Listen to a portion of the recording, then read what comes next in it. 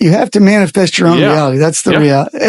Any successful person in this world will tell you they have manifested their own reality. You find what you want. If you don't have direction on where you're trying to go, how are you ever going to get there? So everything is you give your subconscious mind a target of what you want, and your subconscious, knowingly or unknowingly, you will direct yourself. As long as you keep reiterating that goal, your subconscious mind, you can make yourself believe that's what you're going to achieve, and you will get there. Yeah. That I would guarantee you.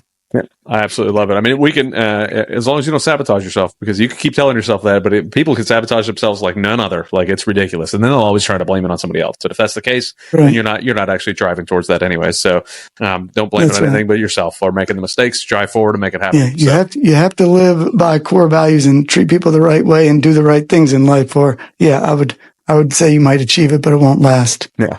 Oh, very true. What is going on, everybody? Welcome to the Biz Dad podcast. Today, I am very excited to talk to Tony Johnson, another GoBundance member, and he and I got the pleasure of hanging out. Our family's hanging out at Fambundance a couple weeks ago up in Vermont, which was awesome. We had a great time doing all of that. But I'm really looking forward to kind of getting to know Tony on a different level and introducing him to all of you.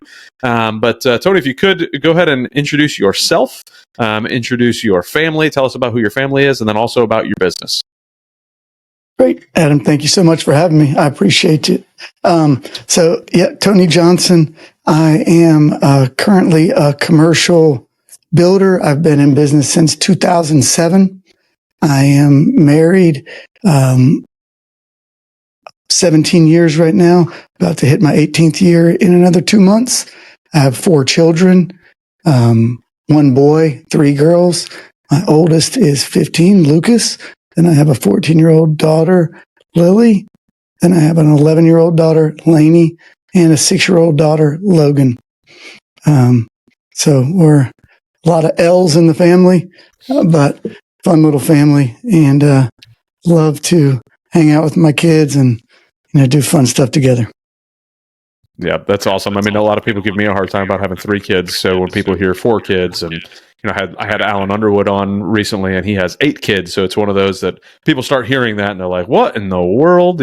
So what was your thought on kids when you guys got married? Was that something you guys both wanted for, or was it like a just as it was going on, you kind of kept deciding, or how'd the kid planning talks go? Well, pretty much zero planning on our part. We didn't plan. I mean, I grew up in a family of 4. Once we got started, my wife wanted more babies. I think we would have, if, God allowed us, had more and more and more, would have had, 6 or 7. Just depends how much the wife's body can take, and emotionally you can take, I think, when you're going through it. But we would have definitely, continued to have more. At this point, we ran out of time. I think we started a little bit late.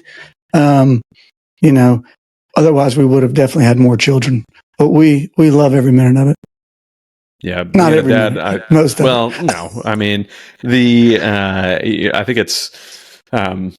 Actually, just at the GoBundance event, they're talking about you have to have the ones. If you look at your events on a scale of 1 to 10, like 1 being terrible events and 10 being like the most amazing things in the world, you can't experience and enjoy those 10s unless you've had those 1s. And I think it's similar in Parenthood. Like it's truly like the grind of being a dad, the grind of being a parent, and the pain that you go through in some cases really helps you feel those 10s when you see that smile on their face, or when something that you taught them, you could see actually happen and affect how they view the world. Like, to me, that's an extremely exciting thing to kind of to work through. So you got to have those 1s to be able to enjoy the 10s. So absolutely, and those 1s are all your events that you hopefully take lessons from. Just like with business, you have a major failure, take a lesson, learn from it, and move on. The unfortunate portion of that is when you have multiple kids, normally the first kid is the trial and error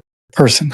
So the trial and error kid, that's your first time with a teenager. It's your first time with a toddler, so you don't know anything. At that point, you're learning. By the second one, it gets a little easier. By the 4th one, it's, you don't have to worry about anything. You know exactly what you're doing. You know how to react to situations, so that oldest kid, Mm-hmm. I feel like always has the hardest time. But yeah, and you're having the hardest time at that point. It's I tell my son all the time, like, hey, my oldest, I told him, well, I've never been the dad. Picture when he was 4 years old. I've never been the dad to a 4-year-old. I'm learning how to do this, right?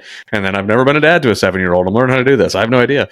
And then now I not only have to teach you how to be a 9-year-old, but I have to teach you how to be a 9-year-old around your 5-year-old brother and your 9-month-old sister. And it's like, well, now there's so much dynamic change as the family changes, and now my oldest is helping raise, really, honestly, like the other two kids, like the way that he interacts changes how they behave.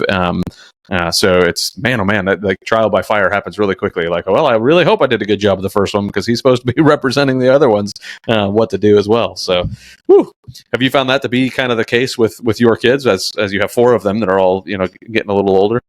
Yeah, they're getting a little older. I would say, mine being the boy is the oldest and the rest of the girls, he has skirted around stuff. So he's not the biggest help. My oldest daughter is the biggest help.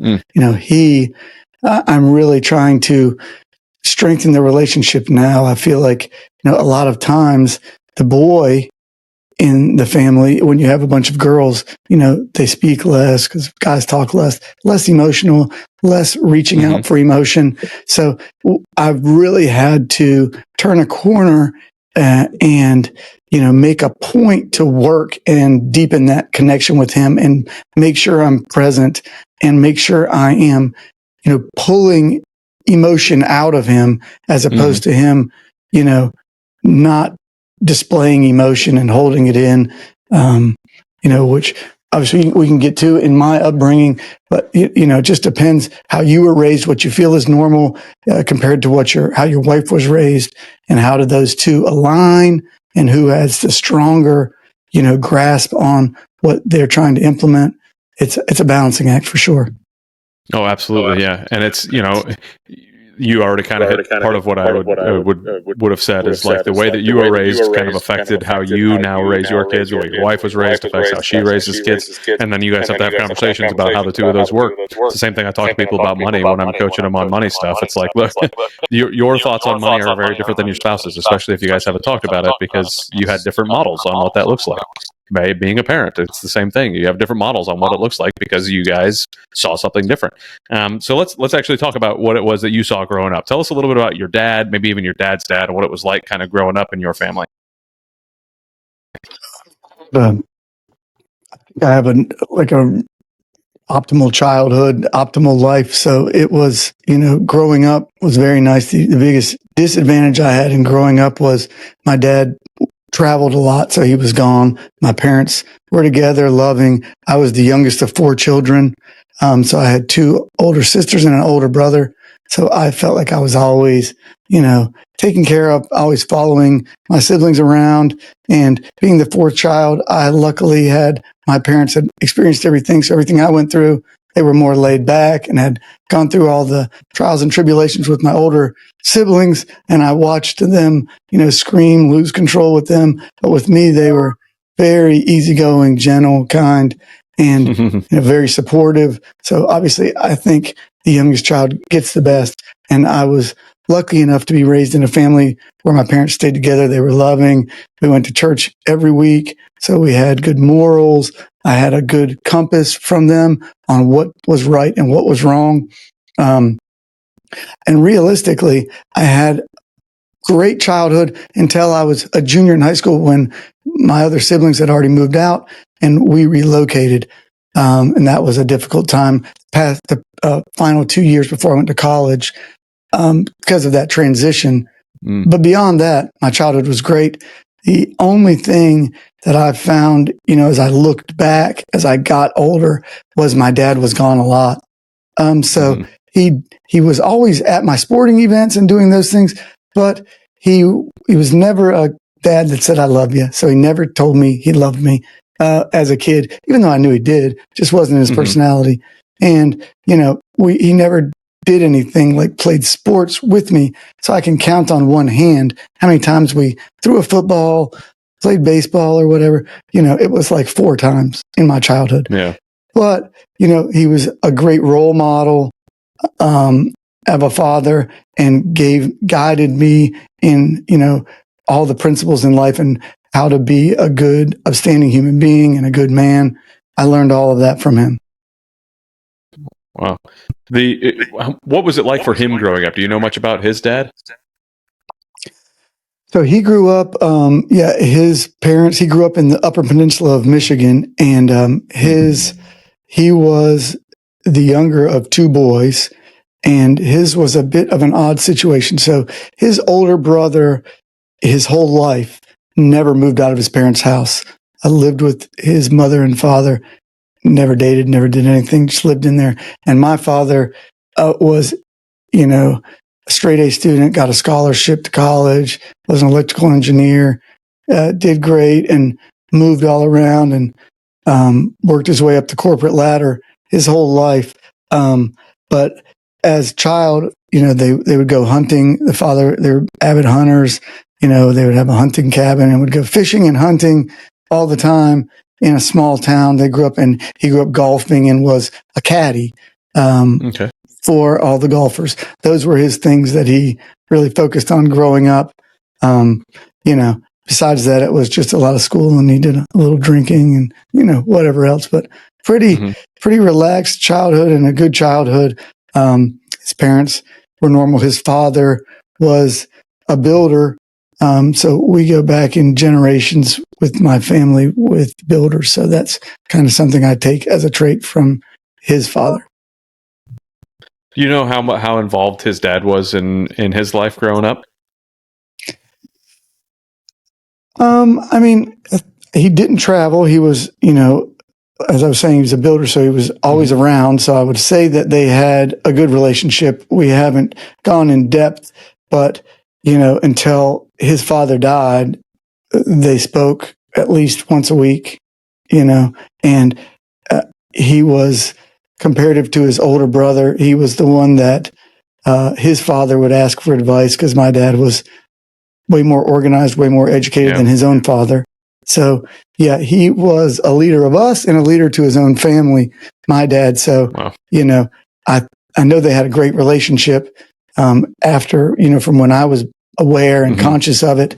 And he lived the longest of all my grandparents. So I knew him the best.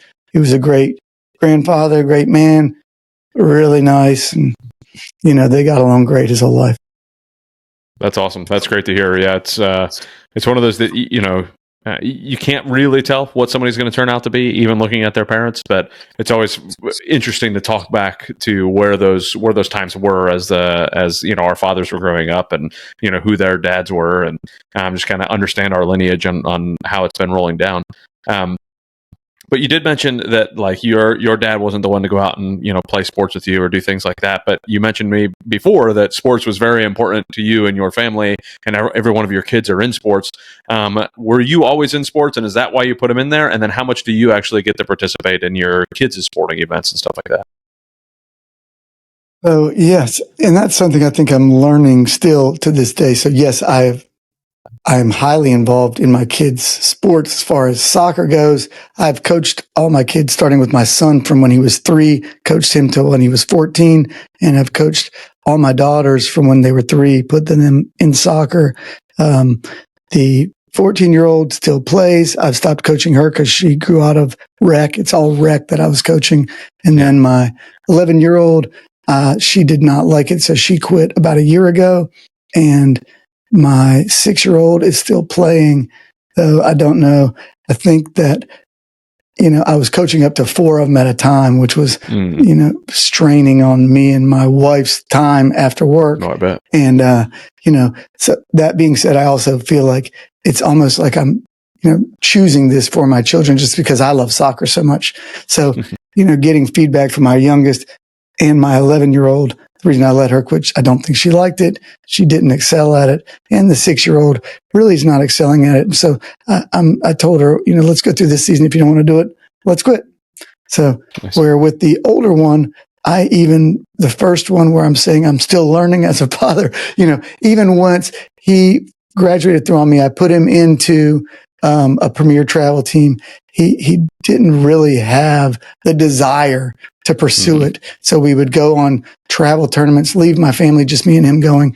He didn't have the passion that all the other kids on the team had, no drive for it. And then I forced him to try out for his high school team. He didn't make it as a freshman. He didn't make it as a sophomore.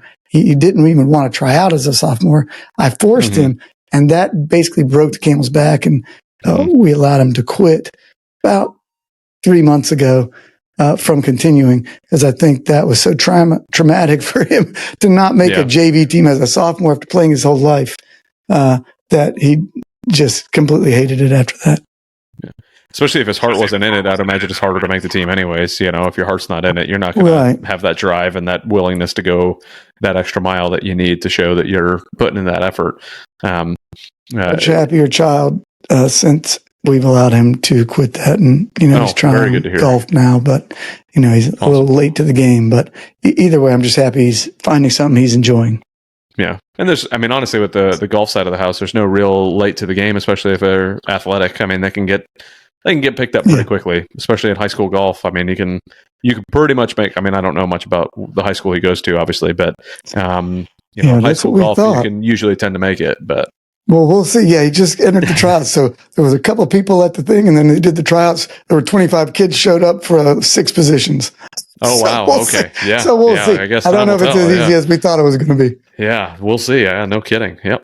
But I'm told, though, that girls golf for college is phenomenal, because they have almost nobody takes the scholarships. So they always have these extra scholarships for women's golf going into college. And it was that might be a good idea for me, So that's good to know. Yeah. Especially since you have 3 girls, as well. That's right. I got to get these girls in golf. Yeah. Get them in golf. Help pay for college. So what kind of lessons, I'm interested. What kind of conversations and lessons did you learn through the forcing of your son to go into soccer, and then finally deciding to just kind of let him make the decision to jump ship? What was the lead up to that, and what was your thought process before and after that process? So the premise of him doing that, and the premise of me forcing him to stay in, is not that it was forcing soccer. It was, I've always, my way of growing up and how my parents raised me were, you get into sports, it makes you make friends, it keeps you out of trouble, keeps you from the bad groups in schools. So I brought that along as a parent myself, that thought, that mindset, right? So it's always been my thought that, hey, stay in sports, stay out of trouble. So it's not that I forced soccer. I would always say pick another sport. He just never picks another sport. He would rather do no sports, I think, which, and he's got a solid, head. He doesn't seem to be getting in any trouble. But I also, know that there's a social component to it. And so where you make these teams, you build good, solid friendships with those teammates, and deeper connections get you into that more popular group in school. So that was just my thought process. And normally kids that are in sports are more apt to stay out of trouble than the kids that aren't in sports, that have nothing to do all day, that then can get into trouble. So that was really the thought process. But with him, I have learned, as long as we're having these conversations, having open communication, that's really what's important. Keeping an open line of communication with each other, making sure that I'm getting through to him, guiding him, listening to his problems, making sure I'm staying in touch with him so I can, be a part of him being honest and upfront with me, so he doesn't go down a bad path and get in any trouble. That's what I'm trying to do, at least. Yeah. Oh, that's I think going to be a constant effort, especially right now. I would imagine. I remember my high school years. It was one of those that was always the time where you saw the late junior high, early high school, really seeing that transformation. Boys are getting testosterone in their body, and kind of, here it goes. Let's see what happens. A lot of my friends were very wild, and I remember a lot of crazy things going on. Thankfully, I was only minorly wild, not the very wild side, but. So as you guys were communicating about the sports and, what your desire was in sports, how did your son communicate back to you his lack of desire, and how did those conversations go? Well, that was the thing. Multiple times we went through it each season. As the season ended before another one signed up, I would say, do you want to continue to do it? Let's have this discussion. What would you do instead? If I pull you out of this, you have to do something else. So what else would you like to do? If not, I'm going to sign you back up for this. But if you don't want to do this, no problem. Let me know what other sports you're going to do. And so, that's kind of the discussion that we had each time. And each time he wouldn't select anything else. So I would sign him up for that.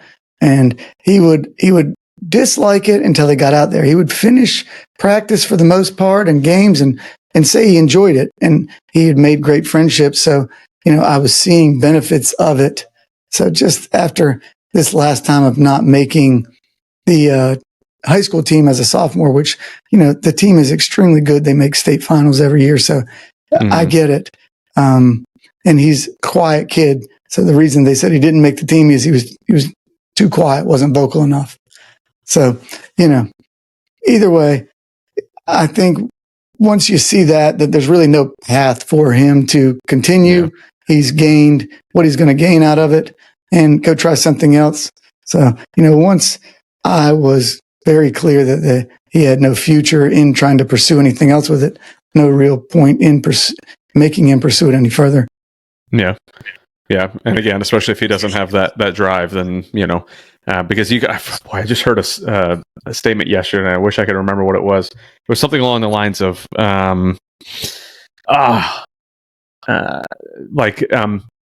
perseverance and drive will beat talent if talent doesn't have drive, or something along those lines. And it was like, okay, even if they're not the most talented, if they've got the drive to be able to do it, they can still, succeed, especially if the others aren't putting that drive and effort into it. But yeah, if there's no passion there, then let's move on to something else. Let's do something you're going to enjoy.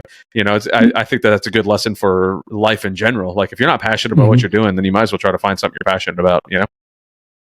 And, the main driver for all of this for me is to build self-confidence of this kid. Yeah. So you want to build their self-confidence. These years are so hard for all children when they're going through high school. There are so many challenges and there's so many expectations. Other kids, you're trying to fit in. You're going through these awkward transformations as a person. Puberty is a difficult process for yourself to go through with all the acne, the changes in the body. You go from child to all of a sudden, all these different things happening. You're hearing about different kids doing different things in school, much more advanced than you're doing. They're dating girls. Maybe you're not dating girls. They're more outgoing. Some people are getting really strong. You might not. Some people are growing really tall. You might not be growing really tall. And so then there's people are picked on for the way they dress, the way they look. There's a ton of different challenges. And to kind of roadmap yourself through there, the most important thing is maintaining confidence in yourself, individuality, not trying to be a follower, but being happy with what you have and being confident in what you can do and how you can be as a person and not following people down bad rabbit holes. Yeah, for sure. And that's, did you experience, you've hit that a few times is not following down bad rabbit holes, not going down these bad routes. Was that something you experienced when you were younger? Is it like maybe yourself going through some of those or seeing a lot of that you're trying to prevent from happening in your family? Sure. Yeah. Me and my wife both had, struggles growing up as we've just gone through and discussed with each other and figured out each other. So I mentioned early on, I had a great life and I had a lot of self-confidence and I was very stable up through 10th grade of high school. Then, so I played soccer my whole life. I had all these relationships with colleges around where I grew up that I had been to their camps. I knew all the coaches, had relationships with everyone. And then moving as a junior, my father got a promotion. They made him move. So we go from outside of Charlotte in North Carolina to Cleveland, Ohio. And, very difficult going as a junior into a new school. It was a small town, small school. So trying to fit in to a 400 person high school. So I used soccer to gain friendships. That's really where I got most of my friendships. But I experienced for the first time in my life bullying, trying to fit in, where I was very out of my comfort zone. I had strong beliefs that I had held my whole life. But to fit in, once I moved up there, I got into the drinking, smoking marijuana, smoking cigarettes, trying just to fit in any way I could, where I would have never done that. Where I grew up, I had, strong values. Everybody knew where I stood on those things, but it all went out the window when I moved just to fit in. So that was difficult. And that's why I want to make sure my children don't fall into that trap, because that really kind of derailed a lot of things I had spent my whole life working for, maybe to what I am today, but I have a lot of regrets. I did a lot of stupid things in that junior and senior year, which derailed me for playing soccer for college, which was something I had dreamed of my whole life. And that went out the door because of all the actions I took at the latter part of my high school career. How much of that does your son know? Does he know some of that history and kind of part of the reason why you're pushing that direction? Yeah. I mean, I'm very open and honest with my kids. I mean, as much as I can be. I mean, I don't give them every single thing, but I give them the gist of the issues, how I came into these issues, why I'm trying to protect them from going through it from my experiences, and, just keep open line of communication. I want my kids to be able to tell me anything, no matter how bad it is, or call me if they're ever in a problem, or, let's say they do drugs or get drunk or something happens. I want them to be comfortable to call me, that I'm not going to overreact. I'm, just here to make sure that they don't get into any more trouble than they already got themselves into. Yeah. Yeah, I remember my dad always telling me that, and it was always in my brain, like, yeah, right, Dad. Like, I'm going to call you if something happens, And I'm curious on your side, how much do you think that that's received, and like, how successful has it been thus far in that endeavor? Because my kid, I mean, my oldest is 9, and I would love to have that same thing, but I don't want my son to have the same thought that I did growing up, like, yeah, okay, Dad, totally going to call you if something happens, where I clearly was not going to. So I feel like it's pretty good. I mean, with my 2 older ones, so, as they're getting to the 13, 14, 15, a lot of kids in schools are having sex. They're smoking vapes, drinking, testing drugs. So both of my 2 older children have very open lines with me, are telling me where drinking's involved, where people are doing drugs, when people are having sex, which kids are having sex, and so that they're very transparent about all those things. And me telling them I trust their judgment, I appreciate them being honest, I am supportive. I know that they're going to make the right choices, and feel free to communicate if they want advice from me, or I'm trusting in them to make the right decision. And I'm telling them all of the consequences of the wrong decisions. And so just having an open line of communication, not trying to, push them in any way. I've even told my kids, if you want to drink, sit here, drink with me, or if you and your friends want to drink, let their parents know they're coming over here to drink. I'll watch you guys. You drink, can't leave. Something like that. No, they haven't even taken me up on it. But a lot of the kids are out drinking at that age. And, I would much rather have them under my roof where I can control it. And is that right or wrong? I don't know. But I have seen some friends with older children that have taken that approach, and it's been successful. I feel like the more that you make something that they have to hide or do behind your back, the more, more apt that's going to happen. Yeah.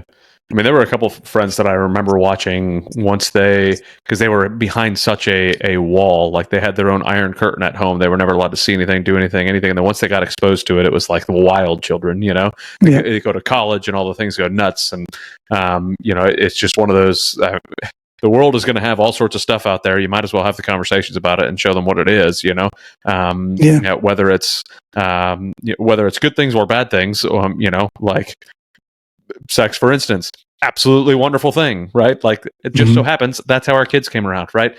For those whose kids are listening, that's how that happened, right? But it's not in if you're 14, right, that's not right. Right. So let's have the conversation about it. So at least you understand what's happening, and we can converse about it. Having a glass of scotch with my buddies, I enjoy being able to do that, but it doesn't mean that going and getting plastered with a bunch of beer at the after football party is a great idea, right? There's having that exposure and helping them understand and see the other side of it. We had two. I very much remember in high school there was two families that almost always they were that family. Like, hey, the kids will come here, they can drink here. And that's it. The doors are shut. Nobody's leaving. Nobody's going anywhere else. You guys are staying here. It got a little wild, of course, but nobody went home driving drunk. Nobody did any of the nonsense. And again, I'm not trying to judge whether or not that's the right decision or the wrong decision. For my kids, I'd prefer that it's just, you're hanging out of my house if you're going to do something like that. Probably not everybody else's kids in my personal thought process, because I don't want to be responsible for somebody else's kids doing that. But they had their rules behind it, and this is what was going to happen. And there was one of the families. They wouldn't let it happen unless they knew I was there. I was the guy that didn't drink, so I was the one kind of controlling keys and making sure everything was going. One of the funny aside, senior year, one of the party there got busted by the cops. The parents weren't there. I was the one talking to the cops, coordinating all the stuff, like how everything was going down. I was bringing everybody home, and like it was the weirdest situation. It's like 3 a.m, 4 a.m, and then finally the dad rolls in, and with the cops already there. We're like, all right, well, there we go. And then they were like, Adam saved the day. Like, it was ridiculous. I asked the cops, I was like, hey, do you mind if I strap some people to the roof like on National Lampoon's Vacation? And he was like, man, as long as you got a strap for them up there, no big deal. Get these guys. I'm gonna lessen the trips. Get them out of here. Yeah, we had one guy, he very sad. He ended up he passed now, so it's very sad. But he was standing there and he's like, Adam, do you think I would get away with telling him I didn't drink? I mean, it's been a few hours since I've drank. I mean, I haven't had anything. I said, dude, I have no idea. Like, I'm 18 just like you are. I don't have a clue whether or not you're going to pass a breathalyzer. And he's like, I think I'm good. So he's standing by the back door, and he tells the cop, nope, because the cops were breathalyzing everybody before they left. And if they were intoxicated, he wrote them a citation and handed it to them. A whole bunch of community service was handed out that year. I don't know. I think we were 16, 17, so probably 17 years old, something like that. But a bunch of community service handed out. Here you go. You're going to go to court. Community service. Here you go. All these tickets. And the guy was like, yep, I haven't had anything. The cop's like, you sure? Because I'm going to take the breathalyzer. I said, nope, haven't had anything. So he blows into the thing, and then you watch the thing goes like 0.01, 0.02, 0.03. It just keeps going up and up, and hit like 0.1. And my buddy opens the cop car door and sits in the back seat and just shuts the door. And like starts like pounding in the back seat. I was like, hey, bud, I don't know. I'll give you a ride home later because you've got a little bit of a longer trip with the police than I'm ready for. Gosh. So, but yeah, I mean, that was the only time that it went bad at one of those parties. The cops came. So, but anyways, that was a long aside for no reason. Well, I think a reason when you're getting at this age, and another main contributing factor that this is a discussion that I want to make sure I have with my kids and stay in tune with, is I had multiple friends die from drinking and driving as drivers and as passengers. So, and that's been through high school, college, and beyond. So to me, it's beside the fact of the kid drinking, not drinking, being knowledgeable to them going to a place where drinking's involved, and them potentially getting in the car with someone that's been drinking and driving, putting their life at risk. That's my biggest concern. So all these other things, drinking is, it's a mistake, right? For this age, they're not smart enough. Their brain's not developed. They shouldn't be drinking. But the last thing I want is my kid drinking unbeknownst to me, and then getting in a car with someone else that's highly intoxicated, and they could potentially die, and me not having that conversation and that openness of communication to, hedge that. So my biggest fear is my kid getting in a car wreck and dying with someone else, or potentially driving after drinking and killing someone. So, those are things that you potentially never recover from in life.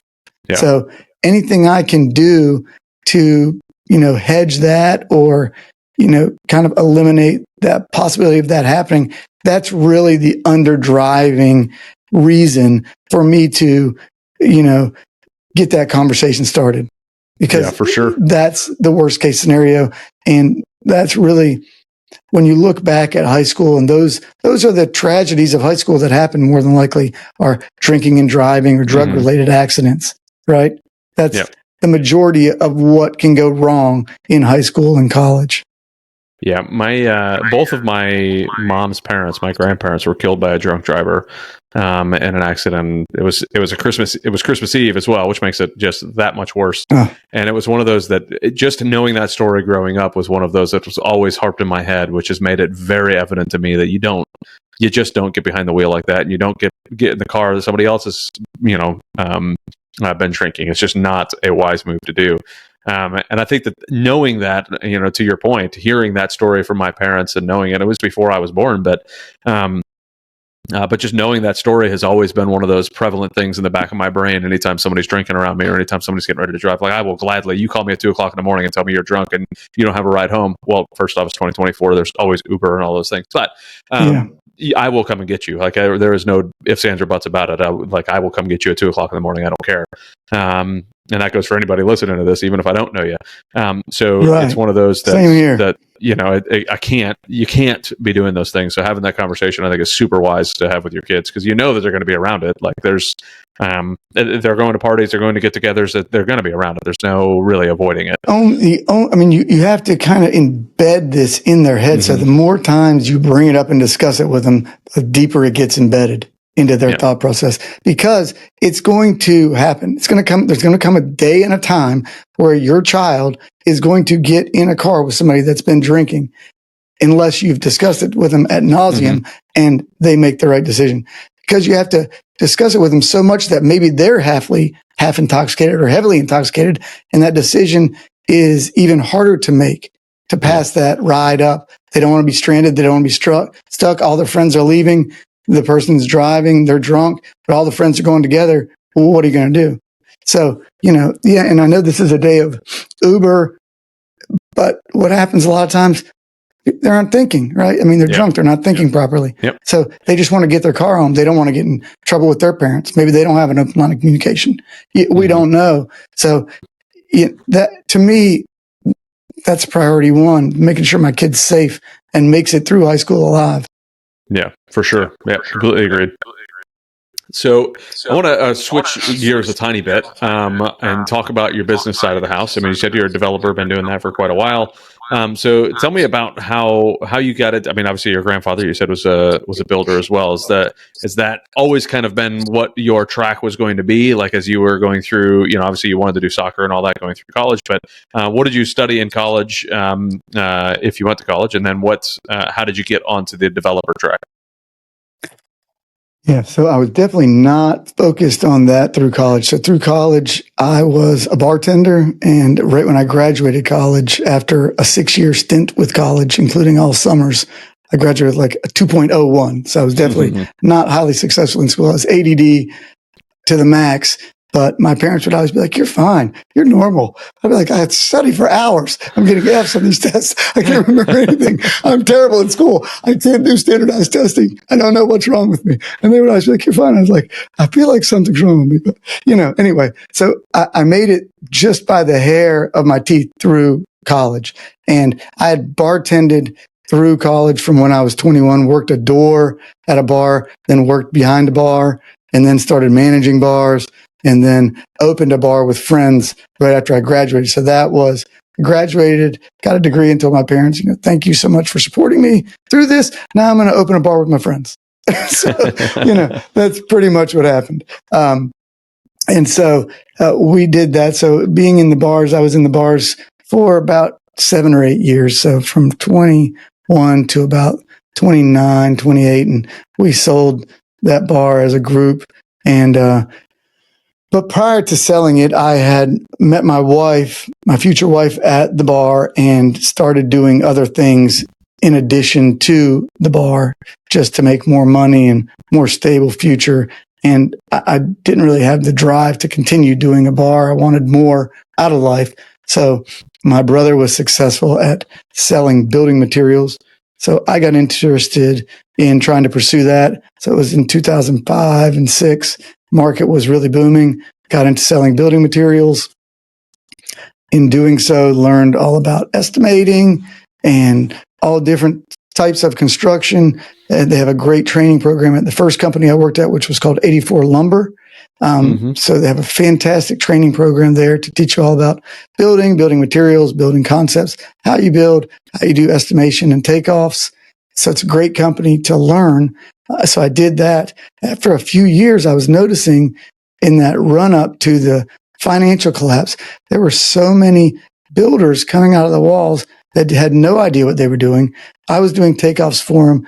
They didn't even know how to estimate a home, do anything with takeoff of a building, what was going into building the home. They were just, guys that were able to get financing and putting an idea together. And so I was watching people make millions of dollars. And I said, well, why don't I do this? So that was my inclination to let me go try and take the test and get that. So I did take the test in 2007, got my license, and the end is, then we just continued on from there, going through the collapse and watching people go out of business and, building from there. Yeah, taking the test in 2007, that had to be an interesting time to take it and then start jumping into that. How was that how were those first couple of years as you're seeing this huge boom and growth, and probably seeing quite a few of those people you just mentioned not really knowing what they were doing, completely falling apart.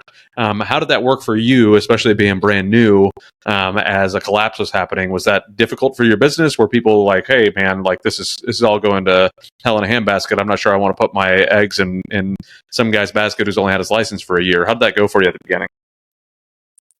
Yeah, so it was difficult for sure. So you had to learn. So I was able to adapt really quickly. So how I began, right when I began, I got my license, right? You can't get barely any work. So I got very small jobs in the very beginning. I was able to get my foot in doing tiny jobs that no one wanted to do. But I do remember trying to get a couple larger jobs. And the first, as I got really ramping up, we got a couple jobs from people I knew, obviously friends and family right in the beginning. Not me family, but friends right in the beginning. I got a couple small jobs, but they weren't much, but anything seemed like something great. And, then we started trying to find avenues for consistent repeat business. Being in sales, my goal was to find repeat customers, way to have consistent business, just like with anything. So you want to find clients that are constantly doing things. So in order, my plan was to find government opportunities because they're constantly churning out new projects. So I went after HUD, housing projects. They had a lead-based paint initiative going. So we went after that. Then they had the college systems. We went after colleges and just got tiny jobs. After the school systems for tiny jobs. So I would contact every maintenance department and say, do you guys have any small jobs I can bid on? This and that. Go to every shopping center, talk to the construction managers, ask what I could do, anything to get my foot in the door with them. That was my plan. And some of the county jobs had public bid offerings. So when I got my license and began in 2007, I would go to these bid offerings and there was no one there. By 2008, the collapse had started happening, and you couldn't even get in the parking lot. There were so many people at these bid opportunities because there was no other work. So I would go to a bid that was maybe a $200,000 job, and there would be 100 people in the room for the pre-bid meeting, and for one person to win. So you definitely would not want to win it at that point. And then probably 6 months later, the biggest indicator was I went to bids and they again were about 3 people. And the reason is all these other contractors had gone out of business. It was like a flash. These people fell so fast. And being on the other side of it, I was still doing the sales at that time. And what you had watched was builders were building homes and taking all the profits before they sold the homes and putting those as down payments for the next home, then upping the loan. And so they were over 100% financed on every property that they had built. All just expecting this to go on forever. And that was the same thing over and over again. And so, watching all these people that were so wealthy and that I had looked up to, I was aspiring to be, all go belly up. it really kind of grounded me from the very beginning to say, hey, you've got to be prepared for this to happen again at any time. You can never put your feet too far out in front of your skis. Don't get crazy. It's a long game. You want to grow at a slow, consistent pace, and you don't put yourself comparable against anybody else. And as I've been in business all these years, I've watched plenty of people come up, get equal, then go past me, and then crash and burn. Go up, get past me, crash and burn. So, in business, it's a long game, just like it is with real estate and anything else. So it's a marathon. You just have to stay at your own pace. You don't want to compare yourself to others. Be as successful as you can be and set your goals for yourself. Don't let yourself get comparing yourself against other people, because I still catch myself being upset when I see someone new come in and then they skyrocket past me. But typically I'll hear after 6-12 months of them going past me, all the complaints. The complaints first start from clients calling me, can you rescue me from this guy's job? Can you fix this? This guy messed up. I don't want to use this guy again. He's terrible. Right. Then they crash and burn, and then I'm still there. So that's been my motto. And, I am trying to scale now and get bigger, but at my own pace. So I know this is a bit of a talk that has been going around a lot anyways. I'm just kind of curious your thought, having started in that 2007 range and then watching what was going on. Do you feel any similarities to what we're seeing now? Now, granted, this is going to come out probably 4 months from now by the time we're done recording this and getting it all out. But do you feel anything that's similar now that you did in 2007 when you were starting? No, this is definitely completely different. So this would be more like 74 to 80. Okay. Is this. So there was an abundance of developed land sitting out there ready to be built on, and the financing just wasn't there. The demand wasn't there. There were vacancies everywhere. I picked up property 2010 and 11 that was pennies on the dollar. I mean, they couldn't give it away on the foreclosure steps. So that situation was overdevelopment, a false sense of demand, and the loan structuring for people that didn't deserve homes. And so then it was just a bond trading thing where everything was just a mess. There was, different regulations now that are kind of protective of that reoccurring, I would say. So it's really not comparable. And the main reason it's not comparable is because there was excess inventory everywhere. Right now, there's a shortage of inventory. And with this inflation, so you're not going to see a crash in values because it would never happen. There's lack of supply for the crash to happen. So what we're seeing right now is there's a slowdown in development, and that's only going to make this worse and create more supply problems. And so the values are going to continue to go up, not down, because there's just no supply. And with the banks tightening a little bit and the rates up, it's slowing development. So because development, a lot of it doesn't pencil, right? So you have to be able to charge such high rates that are above the market. It just makes a lot of things not make sense. So I think, we're going to hit more of a stagflation, and, you might see a revamp of inflation, right? Is what you might see. I don't think that there are going to be a lot of big winners coming up ahead. And I think there's going to be a lot of people that'll go out of business because of lack of work. And so if you're not really honing in on your systems right now and making sure what you do is profitable and you're making smart business decisions, you could easily end up going out of business. I still think this is a great time for growth of a company if you do it the right way and you go by the right approach. I think there's plenty of opportunity in this market. And I think this is going to be some once in a lifetime opportunities for real estate with the availability of office in certain sectors. I still think that that's got a lot of demand that'll come back. So, I'm definitely interested in real estate right now. If you can get the land right for development, there's going to be a lot of money to be made. There'll be a lot of millionaires coming out of this thing. That's for sure. A lot of people will go out of business too, but if people play their cards right, there's a lot of money to be made through this quick little downturn that we're going through. And I don't think it's going to last too long. maybe another year or two. Yeah. Yeah, I completely agree. I think there's going to be a lot of people being able to get a lot of success out of this if they stay disciplined in what they're supposed to be doing and stay disciplined in the correct economic principles. And I recently heard you mention the office space, and that's something that I'm actually semi-interested in, because we're actually like one of the only countries that has not returned back to the office yet, like fully post-COVID. We've started, like, a bunch of our organizations, our companies have just decided, okay, we'll stick to this idea of working from home.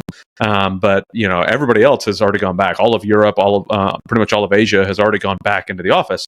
So office has been taking a huge hit, and there was, I think, it was something in San Francisco is a different story in and of itself because of how terribly managed it has been over the last decade. But there were some properties there that were getting sold for like $400. They were bought for $400 a square foot, and they were on the market for like $200 to $250 a square foot. But they would take $150 to $175 a square foot. It's like, that is a massive drop. And if we do think that there's an idea that people are going to be going back to work, and I'm not saying in San Francisco, because they're more likely to have people going onto the street considering what they've got going on there than go back to work, but in general, if you go to one of those places that is likely to have that happen, is that a, how do I want to redirect this? So is that actually what you would think is going to continue to happen on the office side? Is the prices are going to drop? It's an opportunity for people who are wisely using their money to buy it because people are going to be going back to work? Or are you looking at like redevelopment of office?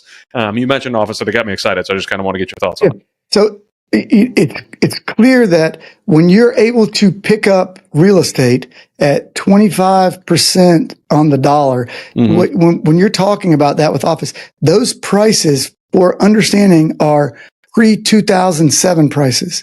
So just so we're on the same page, what you're being able to do is pick up office at pre-2007 pricing.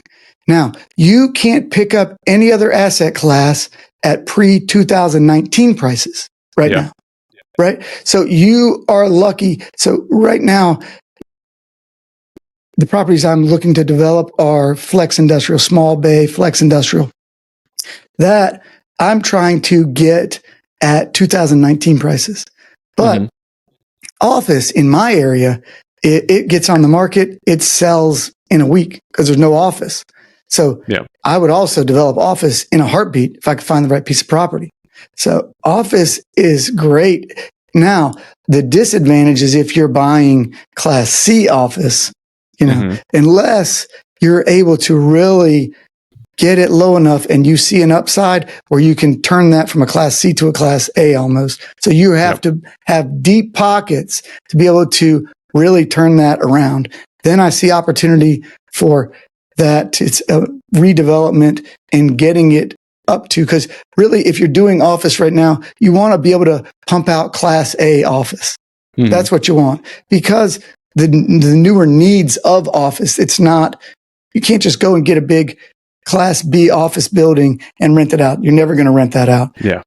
The play would be to subdivide it into tons of small offices and up the class rating of it to a better, tenant mix where you can charge the higher dollar. So you have to have good Class A that you can come in under with offering somewhat the same amenities at a lower cost basis than the new development that's going around the street. Where you can attract someone that's going to go out of an older office into yours that can't afford the other one. So, and those are still, in my opinion, the best play is just like with industrial, small bay, small offices, or co-working space being the office space where they just rent out the individual rooms and you give them a universal meeting area with an attendant, and you're running it almost like a business. Yeah. I like that a lot. I've actually been looking at some small office buildings locally to almost office hack to have my own, office somewhere in the building that I can kind of rent out as well and do some of that office, that co-sharing of the offices. And, because there is it's a lot of talk about how terrible office is right now, but Depending where you're at, depending what you're getting, I mean, you could really, again, that Class A stuff, if you could really tailor it to what people would need in those areas. Maybe it's medical, maybe it's, because there's a lot of those boutique medical facilities that really need a good, solid Class A office facility that feels good when you walk into it. And if you can be a provider of one of those, I think you're in a good spot. So, you get if you're in an area where you can get a medical tenant, medical tenants, especially dentists, they're really sticky, right? So obviously once they go to a location, they stay there till they retire typically. So great tenants, if you can find one that's 60% or less occupied that you can go in and put your office in and alongside something like that, that would be a great option. So something to think about would be, as far as for yourself, right? You go find an office building. You just need to find something you can occupy 51% or more. Go get an SBA loan. You do 10% down. You do a 2-loan structure, and you're going to get lower than normal interest rates with 10% down. And do an SBA loan. That's the advantage of for your office space, which makes it a no-brainer. Yeah, for sure. I think that makes perfect sense. And you mentioned a 2-loan structure. Talk to me about that, just so I can kind of track. Obviously you get the SBA loan. What's the second The one? SBA would probably, typically you'll go to a bank. The bank will pick up the 90 up front, then the SBA is going to come in after close, like 30 days, but it's structured as you'll have an SBA will carry 50% of the loan. The bank would carry 40% of the loan, and you're on 10% down. Then you can typically add in, the renovation costs included in that. You can add in, office furniture included in that when you do this structure, add in signage outside, stuff like that. So it's a great option and makes it, irresistible for someone who's looking for their office space for themselves and makes it crazy to rent. That's what I would say. So especially in this environment, if you can pick something up like what we're talking about, that's what you pick up. You pick up, that is what you invest in right now. So if you're in a position where you need an office, that's the play, because you're securing some space for yourself. As long as you can find the right deal, you have a great upside. Yeah. And you're putting yourself in office, so you're making sense in the investment and doing it. And you can do it for 10% down if you do this SBA structure. And they're not that, normally it's very slow. It's not that slow right now because the loans coming in are not near what they were 2 years ago. Yeah. So it goes pretty quick. You're exciting me even more. I need to go back and look at those 2 deals I was looking at recently and try to go jump back into it. I'm just telling you, it's a fantastic opportunity. Yeah. I'd be happy to look at it for you and help you analyze it, but it's really a no-brainer. If you can make sense of occupying 51%, and as long as you can generate some rental income from the rest of it, then you're good, because you can always work on generating more rental income, filling up, making sure you fill up that other portion of the building. And if you don't, it gives yourself an opportunity for growth for your company to occupy it. Yep, for sure. Yeah, I love it. Yeah, and I may very well take you up on that on the office side, because I am not really an expert in I understand business, I understand leases, I understand all that stuff. So in general, I get the idea, but office space is something that I'd like to learn a little bit more about, especially given what you and I have been talking about. Yeah, absolutely. So you mentioned, doing the slow and steady to try to make sure that you're staying on track. But yet I'm looking at one of your goals by 2032, and maybe that is slow and steady, but you have a goal of $400 million in annual revenue by 2032. So I'd love to kind of hear your thoughts on those types of goals. I'll pause there. Just kind of take it how you want from there. Sure. So what I would tell you is, being in business since 2007, I have taken it slow and steady, and I have grown every year since conception of my company, on average 15 to 25% every year. Phenomenal. Every year consistently growing 15 to 25%. About a year and a half ago, almost 2 years at this point, I picked up traction, started working EOS within my company, self-implemented EOS, hired a business coach, Greg Dickerson, and utilized him and traction, and started working more on my business than in my business, and finding, I need to delegate this, delegate that. And I had been one growing, unable to let go of certain facets of my business. Like, the mentality of I can do it better than anybody else. And so that limited my growth, and I'm very good on writing goals and achieving the goals that I write. And so me doing that, and unable to let go of those portions and not really knowing how to systemize, because I never worked for some big GC that would say, here's all the systems, and then you go do it for yourself. I learned everything on my own, just from reading, basically. And so once I started to implement that, I started to see a lot more opportunity, and my business coach kind of opened up my mind. Oh, well, you need this and you need this right away. So you need an admin assistant, and then you need to get a business development guy, and then you need to get an estimator. So first thing I got was an admin assistant, and I was amazed how much more I was being able to churn out just from doing that. Then I got one of my guys that was in the field, and I was like, listen, I think you'd be great at estimating and sales. You're so personable. So got him in doing that. Then I got a business development guy.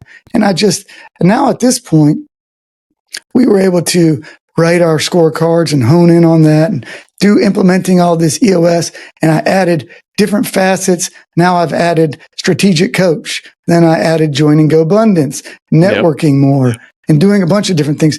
Opened up a ton of different avenues as I was going through.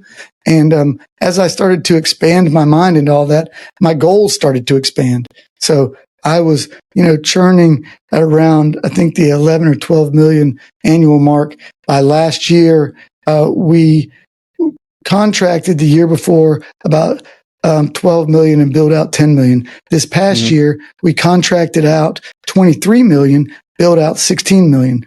We're on pace to contract out 40 million, which is our goal for this year, and bill out 25 million.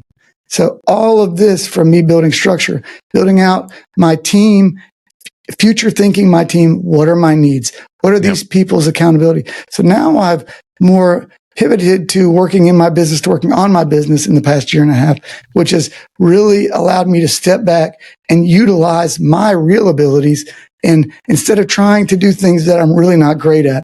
And so it has compounded growth.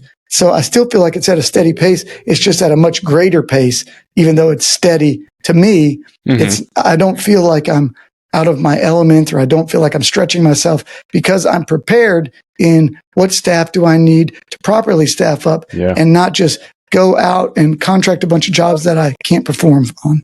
No, I absolutely love that. I mean, we implemented EOS into our company, and watching just when you start to focus in on what your core focus is in your company and how you need to do things, and looking at something like a who not how type of book, and figuring out, okay, well, who can I put in these spots? And one thing that I learned, I think it was on my podcast, I was interviewing somebody, but talking about because letting go of some of that stuff is very difficult, right? So even if you're in the process of trying to let some of that go, doing like a 10-80-10 concept where you start the first 10%, let them run with the next 80%, and then you finish the last 10%, just to it helps you feel a little bit engaged as you're on your way out of doing it, and if you can stop after that 10-80-10 and say, okay, now I can give it to you 100%. You know what my final product needs to look like. You can do what you need to do, and I can go focus on working on the business. It makes a huge difference in your ability to stay focused on the job. So that makes perfect sense and why you're shooting that. And Greg Dickerson, if I recall correctly, I feel like I talked to him maybe 5 years ago or something. He's a Navy vet, done a bunch of different businesses, if I recall correctly. So I would imagine he's been a phenomenal coach for you. What would you, have you had a business coach before that, or was he the first one you hired? No, actually, I just listened to him on YouTube for a while and hired him. And, I would say I've actually not utilized him to the full potential. He simplified things for me so quickly. I haven't really had to bother him. And the nice thing about his group, he started a weekly mastermind, and then he exited it, and I continued it. So now I run his weekly mastermind for that group. And so I host the call for that every Wednesday. It's a great group of guys. So we stay connected and, do events just like all these other groups. But that one has been great because that's a bunch of developers. So for me, it's been great to communicate with other people. We keep each other motivated, just like you have with GoBundance. I have a GoPod. We keep each other motivated, hold each other accountable. And all of these different things, work to keep you motivated, keep you engaged, and make sure my habits are, staying steady and forming, which has really impacted me, is, creating these consistent habits and then being held accountable in all these different groups. Someone that is very ADD, it's hard to stay consistent.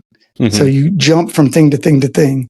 That's just how the brain works when you're that type of a person. So all of these different things. And then I got into the habit through Strategic Coach that you take all these cognitive tests. So then you start to understand yourselves better. So then I got into the rabbit hole of that.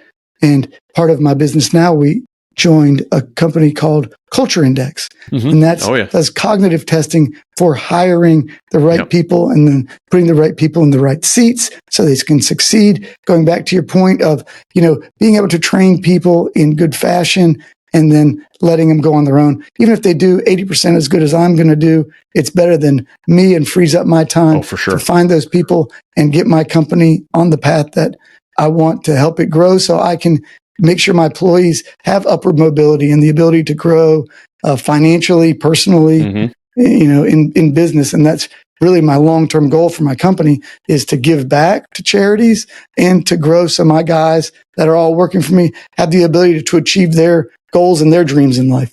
Yeah. Yeah, and that Culture Index, I've heard amazing things about. My Dave Aheimer's a good buddy of mine who, running the Culture Index side of the house. I think he was on like episode 3 or something like that of this podcast. But how has that been going for you? What have you thought about Culture Index? And, maybe I'm softening anything that you may have said if there was anything negative to say about it, since I'm saying that Dave's a good buddy of mine. But what have you thought about that? How has that process been for you? So we have a different guy. We got a guy named Kerry Friedman, who is my guy, but he was fantastic. So, I have enjoyed it. It's just a tool. So it's a tool in your tool belt. Everything's a tool in the tool belt. So I picked up, doing playbooks, videos of myself doing things so I can do it a couple of times. I put it in a playbook in a folder. And then somebody wants to learn how to do something, I just tell them to go watch my videos and they can go learn. I don't have to sit and show them. So things like that, you pick up different things from different people, implement them all together. With the EOS, I use this 90IO, which is a way to organize that and keep that structured. The Culture Index has been invaluable for me. I hired some bad hires. So the guy, when I was going through my early on assessment, he identified 2 people within my company of 18 and said, this guy, you need to really watch. He should be watched at all times. He shouldn't be on his own. He was someone that we had been, identifying as somebody that's probably not fitting the culture long term. We need to let go. This guy called it just from his quick evaluation. Yeah. He said, this guy's never going to stay here with you. His chart means he will never be satisfied. He's not detail oriented. He's like very high risk going to leave. So within a month of that guy saying that, the one guy we were planning on quitting took a different job, so left, even though we were going to be firing him in a month anyway. And then the other guy, just like he said, he was a newer hire, and we really thought he was a great fit, but went right on his own and shifted right out. So once I kind of saw the writing on the wall with that, I was like, my goodness, if this guy can call this, just looking at this, this has to be something that I can utilize. Yeah, for because sure. You have so much time and effort invested into pulling someone in a company, training them, getting them up to speed. And then when they leave, you have to start all over. And that just puts a huge burden on your ability to grow and scale. So if I can, hedge that by identifying these people's traits and make sure that they fit into the seat that I'm putting them in and they're going to be satisfied and they're going to thrive, man, that really helps me be able to meet my goals to achieve long-term success. Yeah, for sure. Yeah. I mean, somebody leaving the company is such a massive pain. The time it takes to hire them again, to hire their replacement, to be able to train their replacement, to be able to do all this stuff. So if you can have that playbook up front to kind of give you that heads up, I mean, it's phenomenal. I've heard honestly nothing but great things about the Culture Index and how well it's worked inside companies. So if anybody's listening, if you're interested, reach out to me. I'll connect you with somebody, or reach out to Tony. He can connect you with this guy. I want to kind of chat a little bit. It's actually, it just added into my brain. I'm going to ask that later. I'm going to save that for a second. But tell me about, how do you talk to your kids about what you do? How much do your kids know? How much do they see? How much do they kind of understand about what dad does for work? I think that, I am upfront and honest with them. My youngest is like, Dad, you're a builder, build this. I'm like, well, the last thing I do is, work with my hands and build anything. I'm a salesman at heart, and, I just am great at writing goals and having vision and finding great partners that help me achieve what I'm achieving. I would not put myself out to build a cabinet because it would become a square box of a mess, right? But I have talented craftsmen that work for me that, that can specialize in that. So that at the young age, she understands that, and we goof around. And so we've come here and, built some stuff in my shop and stuff like that. Nothing fantastic, but the best that I can put together. Then my older ones, understand it, and we go through it continually. My two older ones have definitely been interested. My oldest, I've gotten in here and he's done some paperwork. My second to oldest definitely has an interest. She's almost of the age where she can come in and learn more and watch. They come up here and sit in the office and do watch and goof around here. But, so they understand the premise. They understand, that we have a responsibility on how, we present ourselves because we are supporting other people's family and their livelihood. So that gives you a responsibility on how you act and, how you present yourself in the world, and that, people look at us a little different, and we have to be particularly, maybe a little more conservative when you're out, because you not only have your own reputation, but your reputation then filters down to everyone that works for you. Mm-hmm. You have a bad reputation, that's going to filter down to this person working for you who has a bad reputation. So you have to make sure that you're a good pillar to the community. Yeah, I love that. I want to raise them to make sure that they're treating that and they take that responsibility as well as I do. I love to hear that. It's one of those that's, we have all ran across somebody that, has come into your company or come to, you're interacting in a company and you're like, boy, I really don't like this company, and thus I immediately don't like you. Right. And it could be nothing to do with that person. It's just, you had a bad experience with that company, had a bad experience with that thing. And that's painful. So we definitely don't want to pass that on. So the question that I was holding on to that I wanted to ask after, and I'm interested now, especially because you said your kids have been around the office and doing that type of thing. Have you ever thought about giving your kids the Culture Index platform and kind of seeing where they come out on those charts? Mm-hmm. Yep, I've given it all to them. Oh, really? I give my wife, my kids, friends, and the reason being is, understanding how people's cognitive behaviors and how their brain works. Mm-hmm. And with Culture Index, you understand if someone thinks emotionally, thinks logically, you understand what's their dominant trait. Is their dominant trait socialization? Is it entrepreneurialism? Is it detail-oriented type of person? How they think? And therefore, once you understand how someone thinks, then you understand how you need to communicate with them. So it all works in tandem. So different people that have different attributes that are, they're basically overbearing personality trait, they're going to speak differently than me. So I am what is in Culture Index known as a philosopher. So I am very highly driven, futuristic thinking, goal oriented, but I lack the ability to implement things and take them all the way through. So that's a weakness of mine. So when I compare myself with someone like that, I'm a stronger person. So knowing my weaknesses and my strengths helps me to align myself with the better people.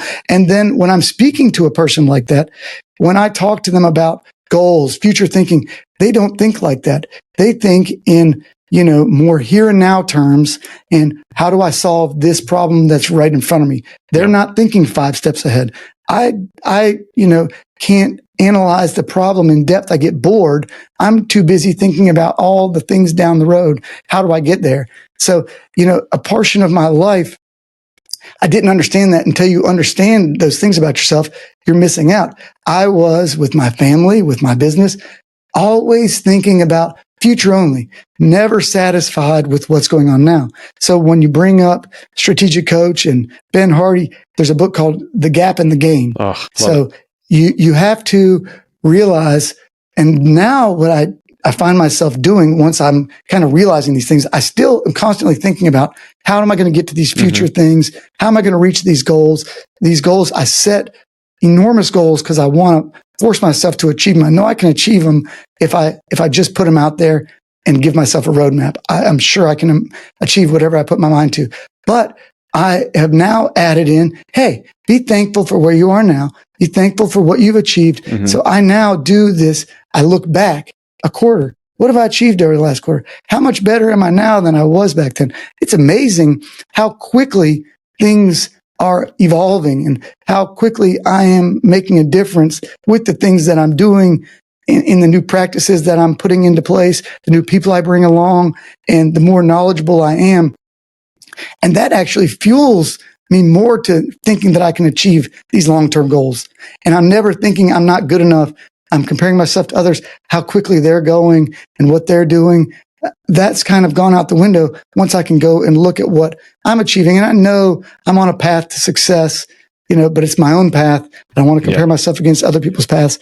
And, I want to be proud of myself for what I'm doing instead of always feeling like I'm selling myself short. I haven't achieved enough, and focusing with my family on here and now, not, let me get a vacation home for my family. That's going to be great. Let's go be in a vacation home every weekend. No, let me go spend time with my kids right now. Because right now is the things that I'm going to make memories with. All these things in the future, great if I get them. If I don't, I really don't care. I want to value the here and now with my kids. And I feel like I was a good father, from when my kids were young. I'm definitely a present father.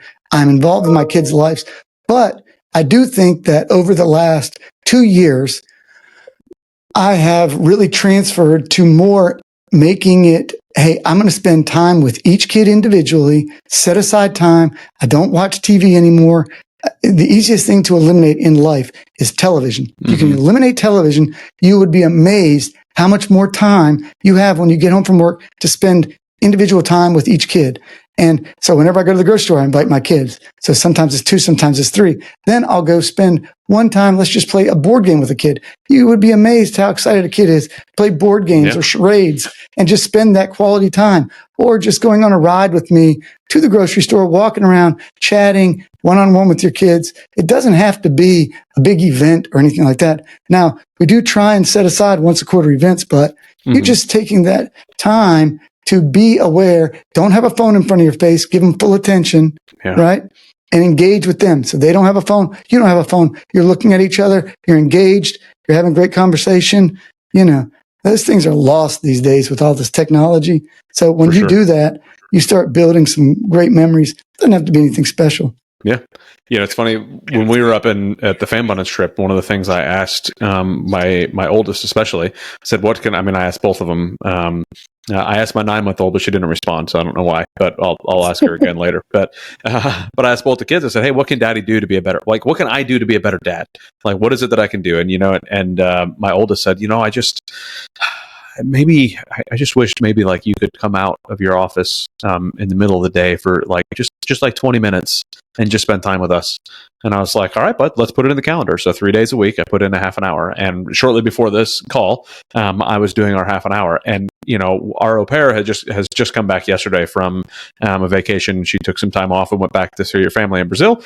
And she just came back. And then we were telling her about this new thing that we started doing a couple weeks ago, and Adam was so excited to talk about it. Yeah, the first time we went in the backyard and we flew my remote control airplane. And the next time we did, and he just rattled off all the different things that we did. And all it was is just a half an hour break from what I was doing in the middle of the day to go and spend time with them. And so, like, to your point, like, it didn't have to be anything exciting or extravagant or all this stuff. Yes, he really wants to go back to the snow and go do some more snowboarding and go to an awesome Airbnb on the side of a mountain like we did. He wants to do all those things, but it meant so much to him. Like, he comes into the office, Daddy, today's one of the days, right? Today's supposed to be a day you're supposed to come. I'm like, yeah, buddy, it's on my calendar. I'll be out there in a little bit, So, and dedicating that time to just doing that, and just a half an hour, And today we built a fire. He just wanted to build a fire because, well, he's my son and he's a pyromaniac just like I was, right? So, but that meant so much to him. We were just in the backyard. We built a fire in the fire pit and he just loved it. And it meant a lot. So that was one of my big takeaways from the Fambundance trip. I'd love to hear what A, any thoughts that you have on that, and B, what was one big takeaway you had leaving Fambundance? I thought it was, very nice. Fambundance, I would say it was out of, I think, my family's element a little bit. So my wife was uncomfortable. I don't, she's just not interested in going to those. She would rather go to a concert and listen to music, right, than go sit and listen to a speaker. Yeah. So she did pretty good. And my kids did pretty good. What I would say is, I think for anyone, it's a great experience if they have kids. There were a lot of things in there I'm thankful that I was already doing, that we were talking about. So my kids, I have them set goals quarterly. We go through those goals, make sure they're achieving those goals. We have weekly family meetings, sometimes bi-weekly family meetings, where we sit and we have open communication. We have a lot, family values, family core values, a lot of things. But if you don't have those things, man, this is a great roadmap to help you establish those things and the family togetherness of it. I feel like we were at a disadvantage in the events with the 4 kids against families with the 1 kid. So that was the biggest takeaway for me, being a competitor in all facets. I wanted to win, and we were at a big disadvantage with all the kids. So 3 of my kids fell up sick. Sorry, they're up in the room. They're not feeling well. It's just going to be the 3 of us. That's it. Right. Yeah. Let me just keep my oldest, and then we're going to run through these events. But, I thought it was great, especially for people with younger kids. I think that's a great event with someone with children 10 and under. I think it's great. And my 2 younger ones were definitely more engaged. My older ones, I think it would have been better if I would have been able to bring them to an event like that when they were younger. Yeah. I think they didn't connect and engage as much, being it was their first event of that style, and they're 14, 15, Yeah. So those were my takeaways, but I thought it was run very well. I thought the host did a great job. I really enjoyed Aaron there. So I thought he did fantastic, and Jay did awesome with the music. Yeah. I mean, for most part, I enjoyed everything, but I did find myself a couple times when I'm there and my wife wanted to be in the spa and my kids want to go do something else instead of sit there. And, when it's a vacation for them, I'm like, yeah, if you don't want to sit here, you want to go do rock climbing. Yep. Let's go do rock climbing. We'll skip this event and go later. So, maybe I should have planned it better where I had more time on top of that with the trip instead of it was just in for that and then right back out. Yeah, we thought the same thing. This was our third Fambundance, fourth. I think it was our third. And like the first one was similar, but there was a lot more teenagers then. And we had the youngest kids really that were there. And now, obviously, like the teenagers, as they do, got older and are no longer coming. They're out. They've graduated. They're no longer coming. So there's less of the teenager and now a lot more of the younger. So it's been such a different change over the last 4 years to see how the Fambundance stuff has changed. But I think that our first event was very different. Especially my wife, the same thing. Like she didn't know quite what to expect, quite what was going on. Like it was one of those, especially like, do I connect with the other wives? I don't really know what I'm doing here. Like, Adam's the business one. I'm not really, my wife's still in the military. So it's like this, but over the years, she's gotten a lot more enjoyment out of it. It's taken a little bit more, of me kind of pulling some of that stuff out of her as well. But I mean, I love to hear that you were already, and you've mentioned it a few times, already being very goal oriented, good at writing the goals down. And I was good at that for a while, all by myself. I never brought my family in on it. And what a bum of me not to bring the family in on it. Like, what a lost opportunity over the last few years of me just writing all this stuff down and never talking to my family about it. So last year was really the kickoff for me to really start to think through that. So it was great for me to really sit down and do that with them again. My 9-year-old's old enough now to really talk about, like, what does this actually mean to us as a family? The 5-year-old, me's on that cusp of being included in really understanding what a family core value is and all of that. So I'm actually building our poster board now to actually put it all on there with our definitions of what our family core values are and all the stuff, so that we can refer to those. But yeah, that was all new for me as far as that goes. So I love that you were actually already doing that. What is it that led you to already what happened in your life to start that process of being so focused on goals and already having family core values and all of that? I've been writing my goals since 2006. So I'm constantly writing my goals now. I've had, times where I suspend it, but I, for long periods of time, would just write out the goals over and over again every day to keep them top of mind. Every day I would write them in the present tense, like they already happened. over and over and over again. Then I would go to affirmations, saying it out loud. So I go to the gym really early. So I got into that miracle morning. So I'd go to the gym, wake up at 4, go to the gym. On the way to the gym, scream the affirmations in the car to myself out loud in the present tense over and over again. Write them down, scream them out loud, write them down, scream them out loud. Right. So building that, and I have surpassed every goal. I've got notebooks from 2006, 2007, I 10 times what I was even setting the goals at. So, you want to set these goals, and then as you achieve those goals, you rewrite new goals, achieve those, you rewrite new ones. So just the way my brain worked, and I didn't really realize it until, 3 or 4 years ago, once I started getting some testing and understanding how my brain really works, that's just something I thought that's just how everybody's brain works. Yeah, I didn't know. Right? I was like, I was just reading sales books and being in sales and, different things. And, you just, Think and Grow Rich was a big book for me when I was doing sales. And then this Jeffrey Gitmer wrote a bunch of books, a little red book on sales. And so Dale Carnegie books, there's just tons of books. I've always listened to books, inspiring books, goal writing books. This book, The Answer, was pretty impactful for me, which was a guy, when I was younger. So I listened to that probably 6 times.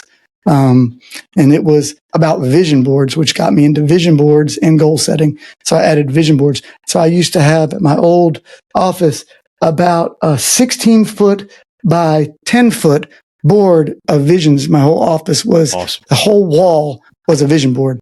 So over and over again, of all the things I want and want to achieve, one of my vision boards had this house I dreamed I would once have.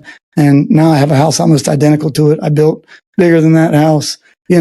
Everything I've ever put on these vision boards or anything, I've achieved. So, I've got one behind me on the other side of the camera right now that's right in front of my face that I look at every day, which is just competitors that I want to beat, places that I want to go, inspiring messages, different vehicles that I would want to have, stuff like that, different ways I want to give back. So, the more you think about it, visually looking at these things every day, kind of getting your mindset right every day, it all works.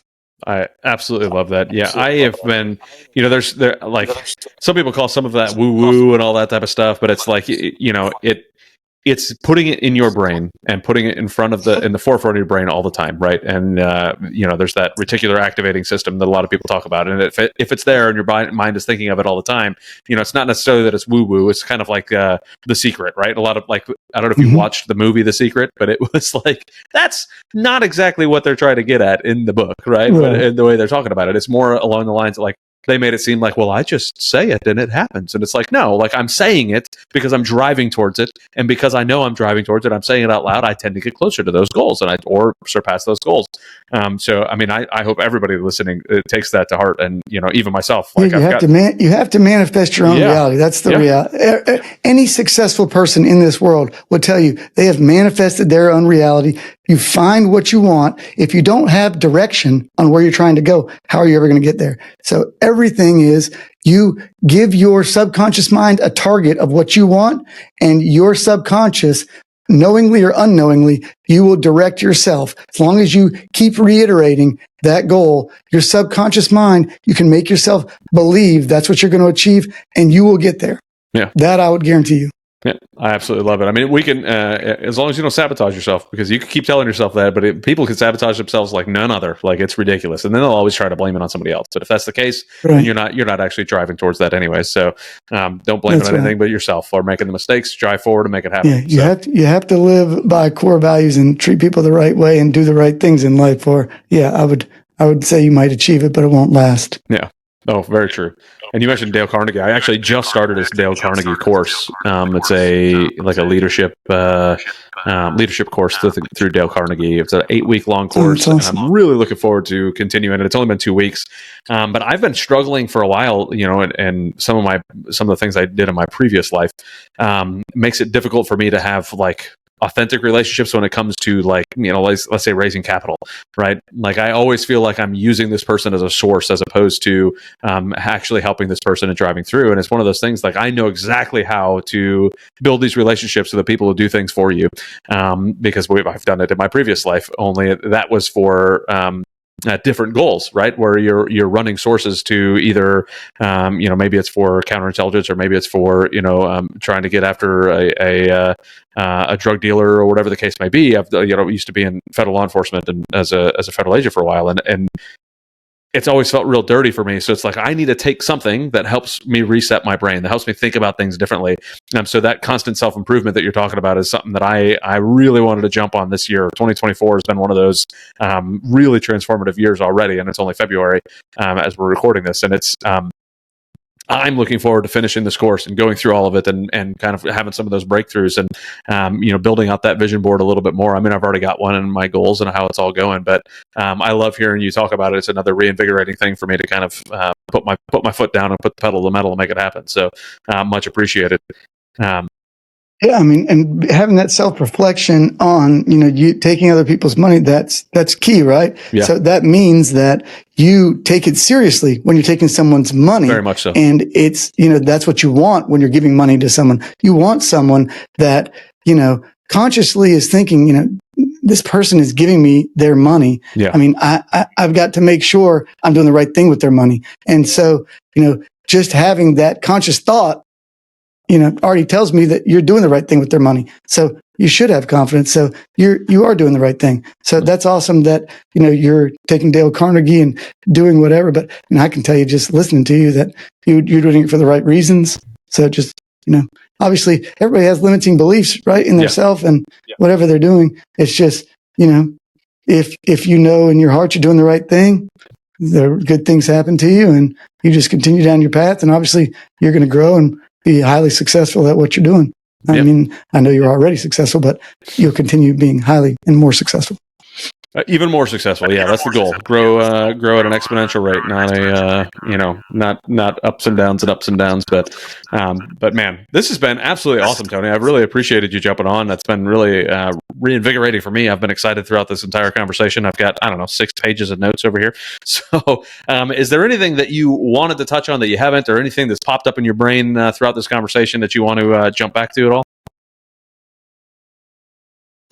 No, I don't think so. I wouldn't say there's anything specific. I would say, I think you're doing a great show here. And I think, we all need to strive to balance life. So, the biggest complaint I hear or, regret of anyone that's successful in business is they've typically put their family or their spouse on the back burner to be successful.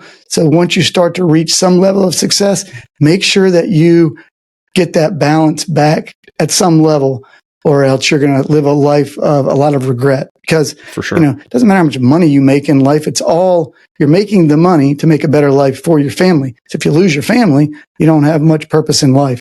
So make sure you always, keep knowledgeable of your family's needs, make sure that you're addressing their needs some way, shape, or form, and make sure you don't lose your family or any part of your family to achieve success.